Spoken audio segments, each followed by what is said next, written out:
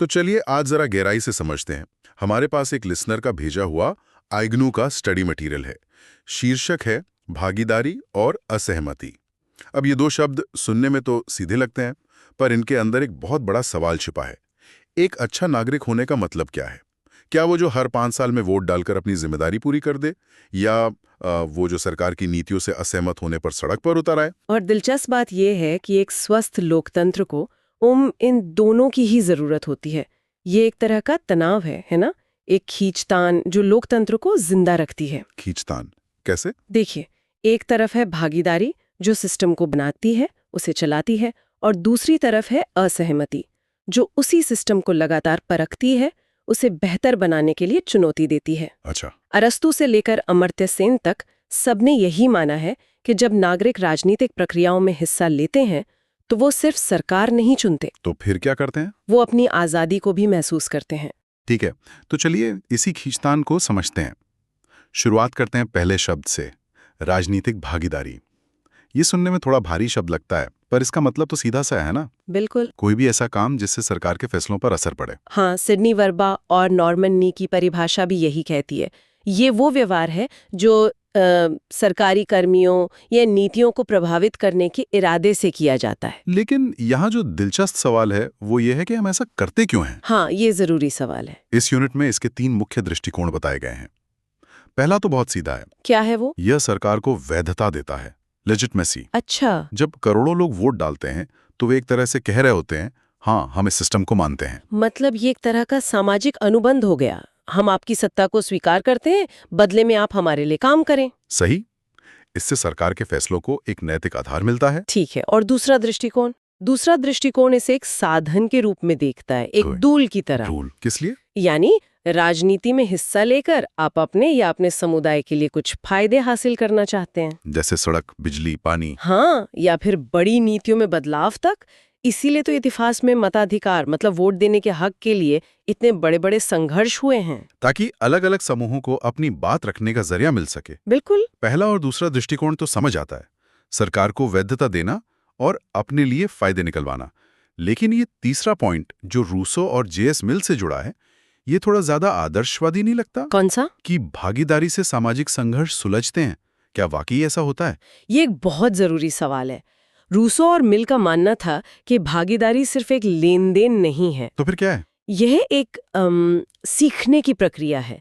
जब अलग अलग विचारों वाले लोग एक साथ बैठकर फैसले लेते हैं तो वे एक दूसरे के नजरिए को समझते हैं। अच्छा। इससे अब उनमें एक आम भलाई की भावना पैदा होती है। पर असल दुनिया में तो ऐसा हमेशा नहीं होता। बेशक असल दुनिया में ये हमेशा इतना आसान नहीं होता, लेकिन ये एक आदर्श है जिसकी तरफ लोकतंत्र बढ़ने की कोशिश करता है। ये मानता है कि भागीदारी नागरिकों को बेहतर बनाती है। और यहाँ बात और भी दिलचस्प हो जाती है, क्योंकि भागीदारी का मतलब सिर्फ वोट का बटन दबाना तो नहीं है। नहीं, बिल्कुल नहीं। इसके तो कई रूप हैं। इस मटेरियल में 2 मुख्य प्रकार बताए गए हैं, पारंपरिक और अपरंपरागत। हाँ, अपरंपरागत। पारंपरिक तो वो हुआ जो हम सब जानते हैं, है ना? जी। वोट देना, किसी पार्टी के लिए प्रचार करना, अपने नेता को चिट्ठी लिखना, ये सब सिस्टम के अंदर रहकर काम करने के तरीके हैं। और अपरंपरागत भागीदारी, जैसा कि नाम से ही जाहिर है, वो है जो सिस्टम के तयशुदा नियमों के बाहर जाकर की जाती है। मतलब इसमें विरोध प्रदर्शन, बहिष्कार, याचिकाएं साइन करना, सविनय अवज्ञा जैसी चीजें। हाँ, ये सब आता है। ये वो तरीके हैं जिनका इस्तेमाल तब किया जाता है जब लोगों को लगता है कि पारंपरिक रास्ते उनकी आवाज नहीं सुन रहे हैं। जैसे अमेरिका का नागरिक अधिकार आंदोलन या भारत का स्वतंत्रता संग्राम। ये सब अपरंपरागत भागीदारी के ही बड़े उदाहरण हैं। तो दिलचस्प बात यह है कि हम में से ज्यादातर लोग जो खुद को पॉलिटिकली एक्टिव समझते हैं, वो शायद इन एक्सपर्ट्स की नजर में सिर्फ एक खास श्रेणी में आते होंगे। हाँ। वर्बा और नी ने लोगों की भागीदारी के स्तर को भी तो बांटा है। हाँ, और ये वर्गीकरण हमारी अपनी राजनीतिक सक्रियता को समझने के लिए एक आईने जैसा है।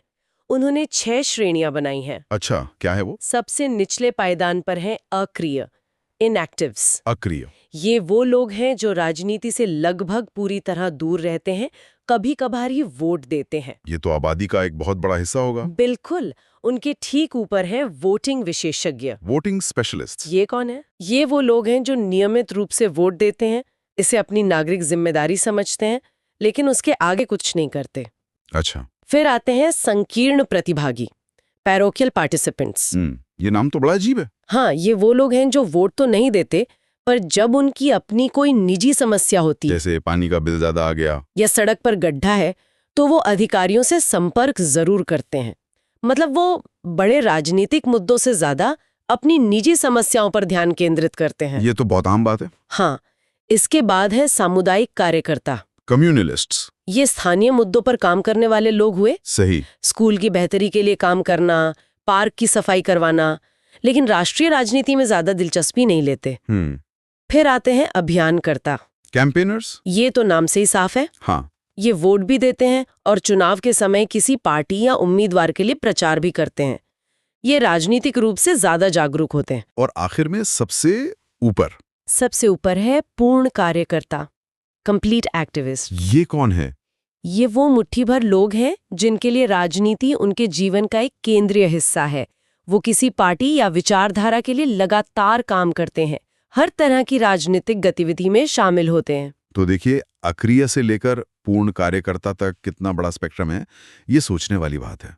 ऐसा क्यों है कि कुछ लोग पूर्ण कार्यकर्ता बन जाते हैं और करोड़ों लोग अक्रिय रह जाते हैं? इसके पीछे क्या कारण है? इसके पीछे कई परतें हैं। कुछ तो मनोवैज्ञानिक कारण है।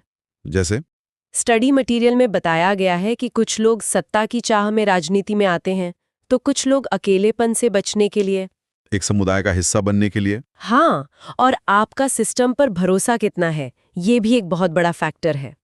अगर किसी को लगता है कि उनके वोट से कुछ बदलने वाला नहीं है, तो वो कुछ शायद भाग ही ना ले, जिसे राजनैतिक उदासीनता कहते हैं। सही, लेकिन इससे भी ज्यादा असर सामाजिक कारकों का होता है। अच्छा। यहाँ कुछ साफ पैटर्न दिखते हैं, जैसे शिक्षा और आय। मतलब? आमतौर पर जो लोग बेहतर पढ़े लिखे होते हैं और जिनकी आय ज्यादा होती है, वे राजनीति में ज्यादा हिस्सा लेते हैं। शायद उनके पास जानकारी और संसाधन ज्यादा होते हैं। बिल्कुल, जानकारी, आत्मविश्वास और संसाधन तीनों होते हैं। इस यूनिट में लिंग का भी जिक्र है और भारत के 2017-18 के आर्थिक सर्वेक्षण का हवाला दिया गया है। हाँ, कि संसद में केवल 12% महिला सांसद थीं। ये आंकड़ा आज भी चौंकाता है। मतलब आजादी के इतने दशकों बाद भी फैसले लेने वाली सबसे बड़ी संस्था में महिलाओं की आवाज कितनी कम है। बिल्कुल, और इसके पीछे गहरे कारण हैं, जैसे घरेलू जिम्मेदारियां, संसाधनों तक पहुंच की कमी और एक पितृसत्तात्मक सामाजिक ढांचा। उम्र भी एक फैक्टर है। हाँ, अधेड़ उम्र के लोग जो अपने करियर और परिवार में स्थापित हो चुके होते हैं, वे अक्सर युवाओं और बहुत बुजुर्ग लोगों से ज्यादा सक्रिय होते हैं। इसमें एक और दिलचस्प विचार है सोशल कैपिटल का। ये क्या है? सोशल कैपिटल का मतलब है समाज में लोगों के बीच आपसी विश्वास और रिश्तों का नेटवर्क। इससे जरा आसान भाषा में समझाइए। इसे ऐसे समझिए जैसे एक मोहल्ले में अगर लोग एक दूसरे से बात करते हैं, त्योहार साथ मनाते हैं, तो वहाँ की सड़क टूटने पर सब मिलकर आवाज भी जल्दी उठाएंगे। अच्छा, मतलब जहाँ सामाजिक जुड़ाव मजबूत होता है, वहाँ लोग राजनीतिक रूप से भी ज्यादा संगठित और सक्रिय होते हैं। तो ये तो हुई सिस्टम के अंदर रहकर अपनी बात रखने की बात। लेकिन तब क्या होता है जब लोगों को लगता है कि सिस्टम ही उनकी नहीं सुन रहा, जब पारंपरिक रास्ते बंद हो जाते हैं? यहीं से असहमति का पावरफुल आइडिया सामने आता है। हाँ, जो भागीदारी का ही एक दूसरा और ज्यादा रैडिकल रूप है, असहमति यानी डिसेंट। इसका सीधा सा मतलब है किसी स्थापित सत्ता के साथ सहयोग करने से इनकार करना। जिन्होंने उस समय के सच को मानने से इनकार कर दिया, सुकरात, गैलीलियो के गांधी, ये सब असहमति जताने वाले ही थे। लेकिन यहाँ एक नैतिक सवाल उठता है, असहमति को सही क्यों माना जाता है? आखिरकार ये तो स्थापित नियमों को तोड़ना है। यही लोकतंत्र का सबसे खूबसूरत विरोधाभास है। कई विचारकों ने इसे सही ठहराया है। जॉन रॉल्स का तर्क था कि सविनय अवज्ञा जैसी गतिविधियां असल में कानून के शासन को कमजोर नहीं करती, बल्कि उसे और मजबूत करती हैं। जब लोग अन्यायपूर्ण कानूनों का शांतिपूर्वक विरोध करते हैं, तो वे सिस्टम को उसकी ही नैतिक जिम्मेदारियों की याद दिलाते हैं। मतलब सिस्टम को अंदर से चुनौती देकर उसे बेहतर बनाना। बिल्कुल। वही थॉमस हॉब्स ने कहा कि नागरिक राज्य की बात इसलिए मानते हैं क्योंकि राज्य उन्हें सुरक्षा देता है, और अगर राज्य नहीं कर पाता तो नागरिकों को उसके नियमों को ना मानने का अधिकार है। और J.S. मिल की तो वो मशहूर बात है, हाँ, जिसका जिक्र इस यूनिट में भी है। अगर एक व्यक्ति को छोड़कर पूरी मानव जाति एक राय की हो तो भी मानव जाति को उस एक व्यक्ति को चुप कराने का कोई अधिकार नहीं है। बिल्कुल। ये बात आज के सोशल मीडिया के जमाने में कितनी जरूरी लगती है ना। हाँ, जहां एक अलग राय रखने पर लोग तुरंत किसी को कैंसिल करने लगते हैं। आपने बिल्कुल सही नस पकड़ी है। मिल के लिए असहमति सिर्फ एक अधिकार नहीं थी, तो क्या थी? सच तक पहुंचने का एक जरिया। उनका मानना था कि किसी भी विचार को जब तक चुनौती ना दी जाए वो एक अंधविश्वास बनकर रह जाता है। सही। असहमति असल में आलोचनात्मक सोच, क्रिटिकल थिंकिंग से जुड़ी है। यह स्थापित धारणाओं पर सवाल उठाती है। ये पूछती है कि क्या ये सही है, या क्या इससे बेहतर कोई तरीका हो सकता है? बिल्कुल। तो तानाशाही और लोकतंत्र में यही सबसे बड़ा फर्क है। तानाशाही में असहमति को देशद्रोह मानकर कुचल दिया जाता है। हाँ, जैसे हिटलर या स्टालिन ने किया। लेकिन एक लोकतंत्र इससे कैसे निपटता है? क्योंकि इसकी भी एक सीमा तो होगी। कहां पर असहमति देश की सुरक्षा के लिए खतरा बन जाती है? ये सबसे मुश्किल सवाल है और लोकतंत्र इसी सवाल से लगातार जूझता रहता है। तो इसका जवाब क्या है? इसका जवाब है संस्थाएं और अधिकार। लोकतंत्र असहमति को दबाने के बजाय उसे व्यक्त करने के लिए कुछ चैनल देता है, कुछ रास्ते देता है। जैसे? पहला और सबसे जरूरी है भाषण और अभिव्यक्ति की स्वतंत्रता। जैसा कि वोल्टेयर के हवाले से कहा जाता है, मैं तुम्हारी बात से असहमत हो सकता हूं, लेकिन तुम्हारे कहने के अधिकार की रक्षा मरते दम तक करूंगा। बिल्कुल। और इसके अलावा संगठन बनाने और शांतिपूर्ण ढंग से सभा करने की आजादी भी है। हाँ, और तीसरा खुद राजनीतिक भागीदारी का अधिकार। अगर आप सरकार की नीतियों से असहमत हैं, तो आपके पास अगले चुनाव में उसे सत्ता से बाहर करने का एक शांतिपूर्ण तरीका है। सही। और चौथा अधिकार, कानून की उचित प्रक्रिया, ड्यू प्रोसेस ऑफ लॉ, ये सुनिश्चित करता है कि अगर कोई कार्रवाई की भी जाती है तो उसकी निष्पक्ष जांच हो। सरकार मनमाने ढंग से किसी को सजा नहीं दे सकती। तो इसका मतलब है कि लोकतंत्र असहमति को खतरे के रूप में नहीं देखता, नहीं, बल्कि सिस्टम के एक जरूरी हिस्से के रूप में देखता है। एक तरह का सेफ्टी वॉल्व। सही कहा, एक सेफ्टी वॉल्व जो प्रेशर को बाहर निकलने देता है ताकि सिस्टम फट ना जाए। अच्छा। क्योंकि जब लोगों को अपनी बात कहने के लिए शांतिपूर्ण और वैध रास्ते मिलते हैं तो हिंसा की संभावना कम हो जाती है। सरकार भी इसे फीडबैक के एक तरीके के रूप में देख सकती है। जैसे दक्षिण अफ्रीका में हुआ था। हाँ, दक्षिण अफ्रीका में रंगभेद का अंत दशकों के लगातार चले असहमति के आंदोलनों के कारण ही संभव हुआ था। असहमति एक कम अन्यायपूर्ण समाज बनाने में मदद कर सकती है। तो अगर हम आज की इस चर्चा को समेटें तो एक तरफ राजनीतिक भागीदारी है जो सरकार को जवाबदेह बनाती है, उसे वैधता देती है, वो सिस्टम को चलाने वाला तेल है। हाँ। और दूसरी तरफ असहमति है जो उसी सरकार को चुनौती देती है, उसे आईना दिखाती है और ये सुनिश्चित करती है कि सत्ता निरंकुश न हो जाए। बिल्कुल। तो एक स्वस्थ लोकतंत्र इन दोनों के बीच एक नाजुक संतुलन पर चलता है, जहां हर तरह की भागीदारी को बढ़ावा मिले और असहमति के लिए जगह हो, लेकिन हिंसा के लिए नहीं। ये एक बेहतरीन सारांश है। और लिसनर के लिए सोचने के लिए एक अंतिम विचार। बताइए। इस मटेरियल में मिशेल फूको का जिक्र है। उन्होंने चेतावनी दी थी कि आज के लोकतंत्र में दमन का तरीका बहुत सूक्ष्म हो गया है। सूक्ष्म मतलब? सरकार सीधे तौर पर चुप नहीं कराती, बल्कि एक ऐसा माहौल बना देती है जहां लोग गलत बात कहने के डर से खुद ही चुप हो जाते हैं।